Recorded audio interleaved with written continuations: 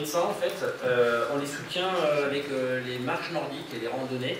Et on collecte en fait 2 € par participant au profit de l'association qui, alors je vais vous laisser en parler, mais soutient en fait le moral en fait, des enfants, des parents, du corps médical en milieu hospitalier en faisant passer des clowns.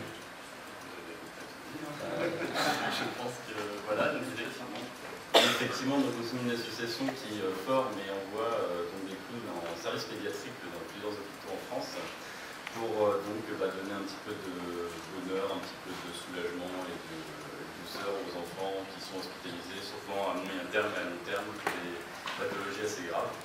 Donc voilà.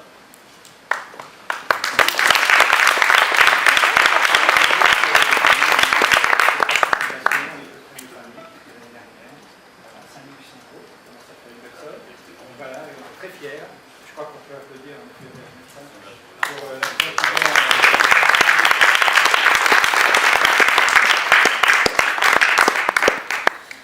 Alors, après, je vais appeler les apprentis d'Auteuil avec Bernard de Marie. Alors, les apprentis d'Auteuil, eux, on collecte pour eux 2 € sur les inscriptions de 18 km. Et eux nous aident beaucoup avec des bénévoles. Ils nous prêtent pas mal d'infrastructures, et notamment le point de ravitaillement du 42e kilomètre du 80, qui est le château Saint-Philippe. Et c'est une collaboration qui est de plus en plus étroite, et on est ravis en fait de pouvoir les soutenir comme ça.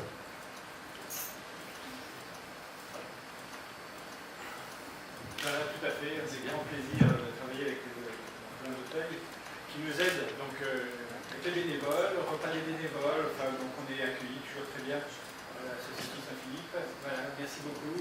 Et puis, alors, 18 km, c'est dans de la pub. Hein. On a besoin de beaucoup de coureurs sur 18 km pour avoir beaucoup d'argent. Les apprentis d'Auteuil, en fait, c'est une fondation d'utilité publique qui a 200 établissements sur la France et département d'outre-mer aussi, qui représente environ 13 000 jeunes, qui sont des jeunes qui sont en grande difficulté familiale et sociale et qui sont accueillis de l'âge de 2-3 ans jusqu'à 25 ans.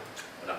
Donc l'idée, c'est d'accueillir ces jeunes, de les former, de les éduquer, de les insérer dans la civilisation. Et chez nous, nous avons environ 50 métiers qui sont représentés. Donc le plus proche, donc nous, La Fontaine, on a le siège de nos établissements qui représente l'ensemble de nos établissements. Et vous allez passer, enfin, les participants de l'Écotresse, cette année, vont passer sur le village éducatif Saint-Philippe à Meudon, au ravitaillement du 40e kilomètre. Voilà. Et donc, bonne chance au plan. Merci.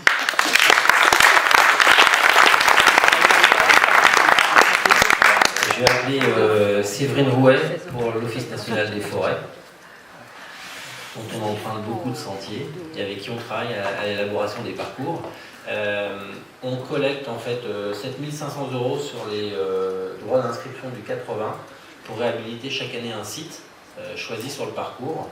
J'ai un petit trou de mémoire sur le site qui a été réhabilité cette année. Voilà. Donc, et on a l'habitude de dire qu'on passe dans les bureaux de l'ONF.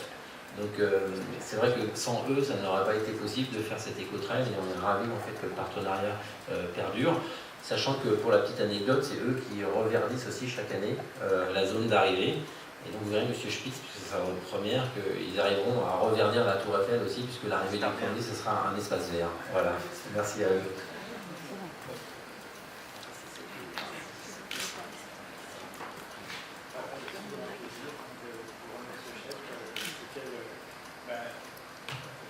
Le vert de l'Écotrail est tout à fait bien porté. Merci à vous, merci à l'organisation Écotrail pour son projet, alors qui nous permet de faire des actions pour la forêt. Donc cette année, ce chèque va servir à réhabiliter un étang, donc l'étang du Val d'Or, en forêt domaniale de Versailles. Donc c'est une forêt dans laquelle passent les coureurs.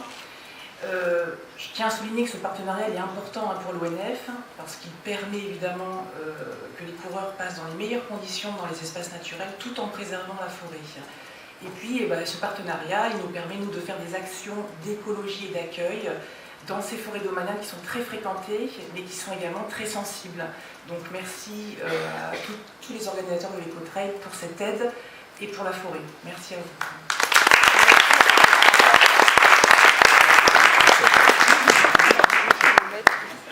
Alors, on aurait pu remettre aussi un chèque au château de Versailles, parce que le château de Versailles nous accueille pour le lancement du 50 km. Malheureusement, ils se sont excusés, ils ne pourront pas être là. Donc cette année, on a replanté des arbres dans le domaine du parc du château de Versailles, après avoir réhabilité des statues. Et puis, le dernier soutien, c'est le 30 km en fait, qui soutient le domaine national de Saint-Cloud, qui est un musée à ciel ouvert, dont les gens appréhendent très peu la dimension complète. Et donc nous, on travaille avec eux à une signalétique qui permette en fait aux gens qui rentrent dans le domaine de comprendre en fait la complexité du site et la diversité en fait, des propositions. Voilà, donc ils ne sont pas là, mais leur chèque leur sera transmis.